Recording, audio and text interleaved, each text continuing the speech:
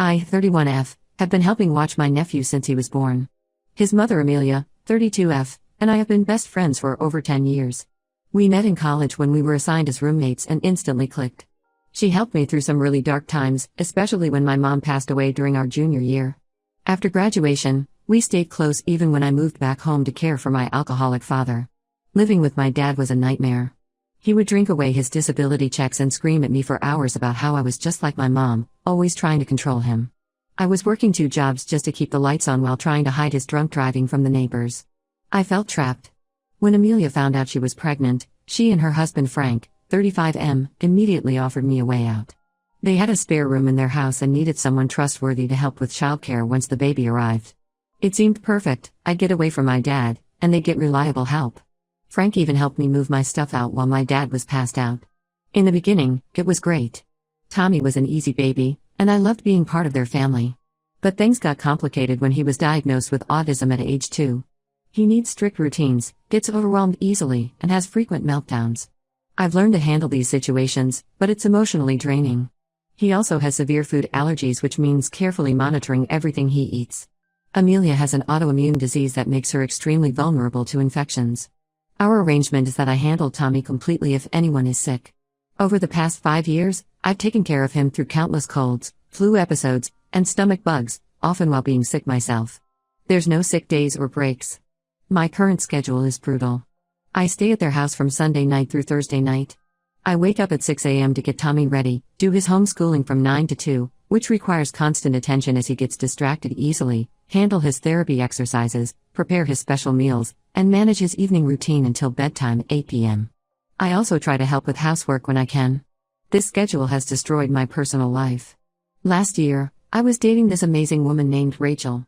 She was understanding at first but eventually got tired of me canceling plans because Tommy was having a bad day or Amelia needed me to stay late. My attempt at dating before that ended similarly. I've missed friends' weddings, family events, and countless social opportunities because of my commitments to Tommy. A year ago, Amelia and Frank moved to a bigger rental house, but I stayed living with my roommate Jake, 40M, who owns the house.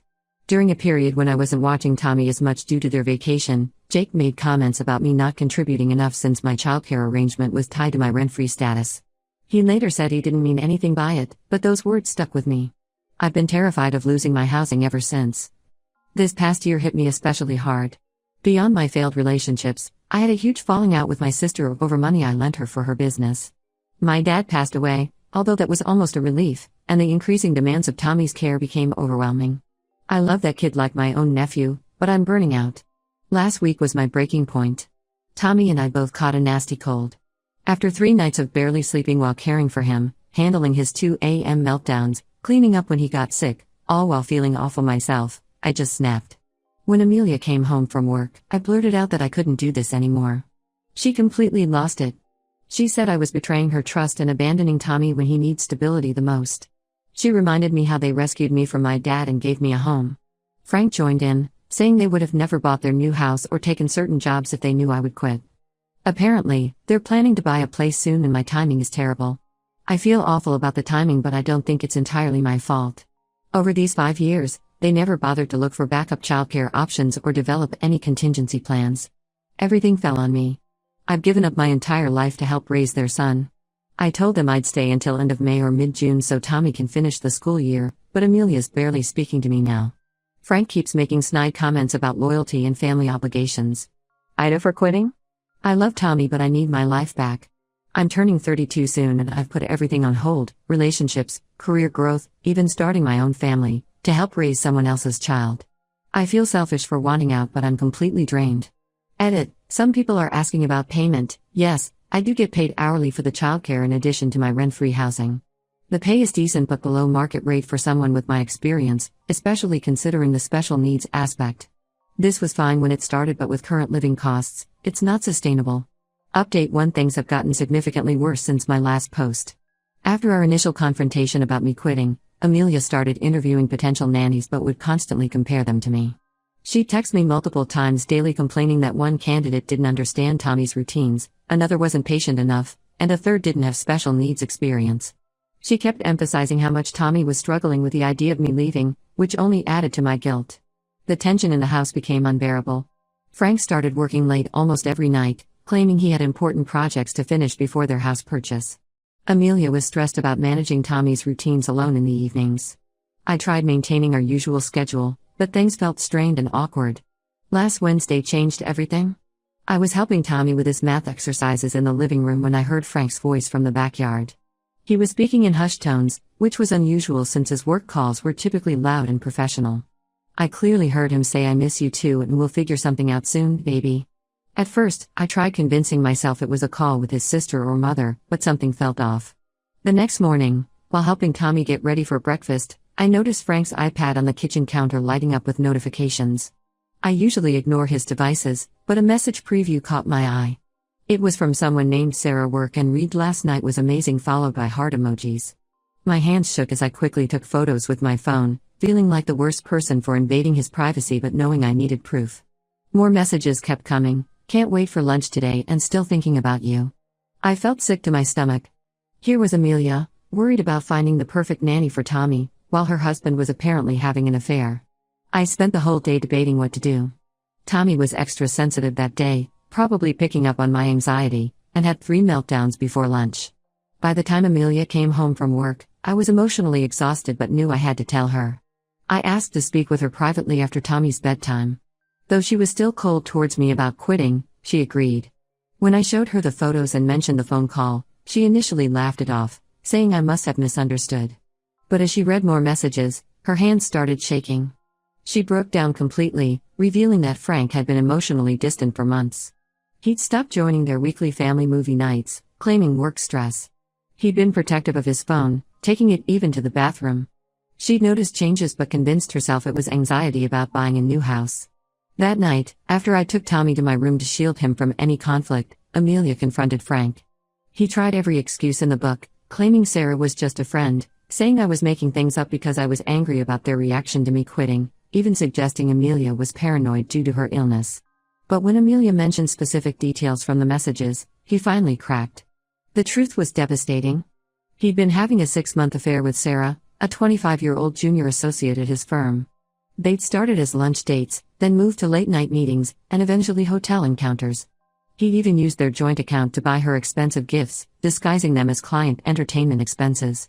Amelia kicked him out that night. She was surprisingly calm as she packed his essentials in a duffel bag, but I could see she was in shock. Frank has been calling and texting constantly since then, switching between begging for another chance and blaming Amelia for being too focused on Tommy's needs and neglecting him. Tommy doesn't understand why Daddy isn't coming home. He had a massive meltdown yesterday when Frank's car wasn't in the driveway after school. How do you explain adult betrayal to a special needs 5-year-old who thrives on routine? I've decided to postpone my departure until August to help them through this transition. My dating life and personal goals can wait a few more months. Right now, Amelia and Tommy need stability. The irony isn't lost on me that I discovered this while trying to leave, but maybe everything happens for a reason. Amelia says I did her a favor by showing her the truth, but I still feel terrible. If I hadn't been planning to quit, would I have paid such close attention to Frank's behavior? Sometimes doing the right thing feels awful. Edit. Thank you for all the supportive comments. To those asking, yes, I've helped Amelia document everything for her lawyer. She has copies of all the messages and bank statements showing the hotel charges and gifts. She's meeting with a divorce attorney next week. Update 2: everything escalated dramatically last week. While I was helping Tommy with his after-school snack, someone started banging on the front door. It was Sarah, Frank's affair partner, and she was hysterical. Amelia was still at work, and I almost didn't open the door, but Sarah kept yelling that she needed to tell us something important. When I finally let her in, keeping Tommy occupied in his room with his iPad, she broke down completely. Between sobs, she revealed that Frank had been living a double life at work. He had told everyone, including her, that he was divorced and a single dad struggling to raise an autistic child. He even showed her fake divorce papers and custody agreements. Sarah only discovered the truth by accident. She overheard 2 longtime employees discussing Frank's upcoming house purchase with his wife.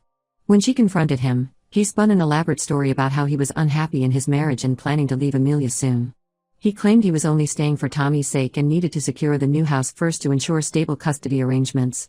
But that wasn't even the worst part. Sarah had started talking to other women at the company after discovering Frank's lies. She showed us message threads from 3 other junior employees, all in their mid-20s, all recently hired, and all pursued by Frank within their first months at the firm. His pattern was clear: He would offer to mentor them, slowly build trust, then start an inappropriate relationship. Two of these women had ended things once they realized he was married, but had been too scared to report him due to his senior position. Sarah had screenshots of everything: the conversations where he claimed to be divorced, his promises to leave Amelia, even receipts from gifts he bought them using the joint account he shared with Amelia. When Amelia came home and saw Sarah in her kitchen, she nearly lost it. But after hearing everything and seeing the evidence, she broke down and hugged Sarah. Both women had been manipulated by the same man, believing completely different versions of him. The next day, Amelia's lawyer helped her report everything to Frank's company's HR department. They launched an immediate investigation and suspended him. Within a week, he was fired. Several other women came forward once they knew they'd be protected. Frank completely unraveled after losing his job. He started showing up at the house at random times, begging to talk to Amelia. Last night, he came by drunk at 11 p.m., pounding on doors and windows, yelling about how we'd ruined his life. Tommy woke up terrified and had a massive meltdown. It took hours to calm him down, and he couldn't go to school today because of anxiety. The neighbors called the police, and Frank was arrested for disorderly conduct. Amelia immediately filed for a temporary restraining order.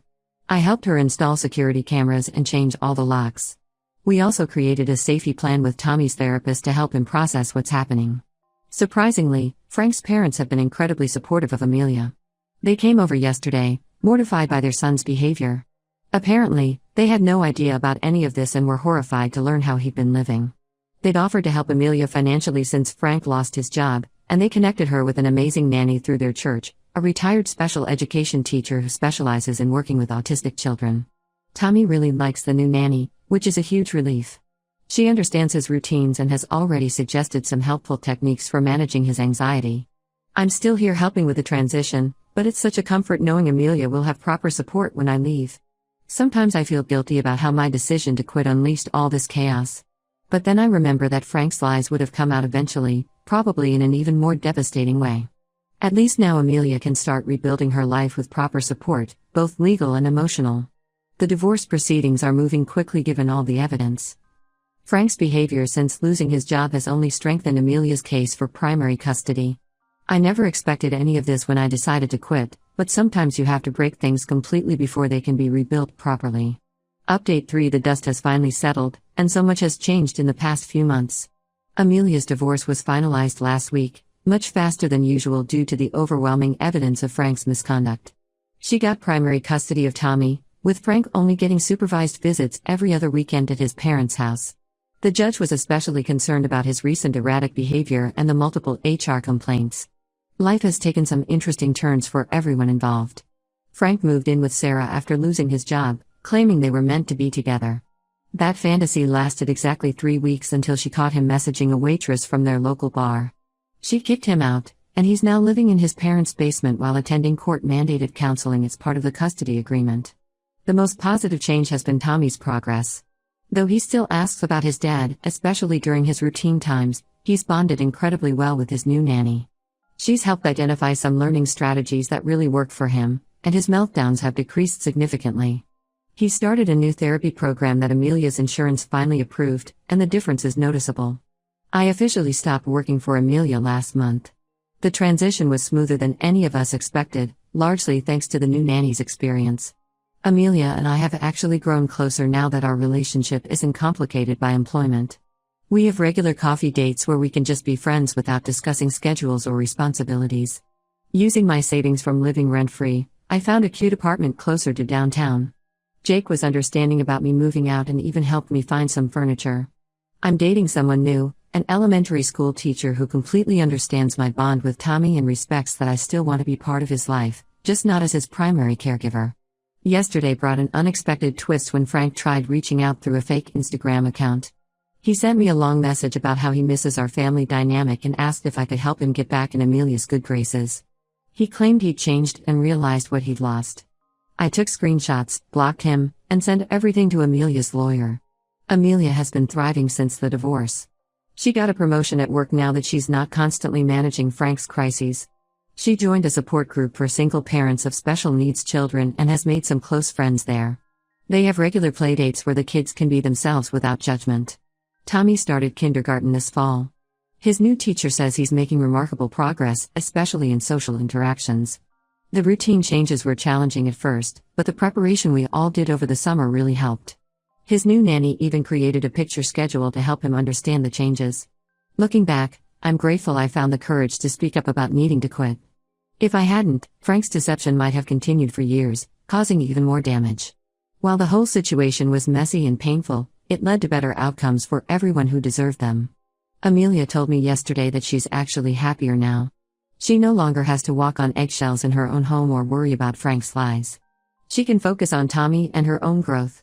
Sometimes the hardest decisions lead to the best outcomes, even if the path there is messy. I have absolutely no regrets about any of it. Frank's parents still invite me to family gatherings since they consider me Tommy's aunt. They recently mentioned that Frank's been on dating apps claiming he's 28, he's 35, and never married. Some people never change, but that's not our problem anymore.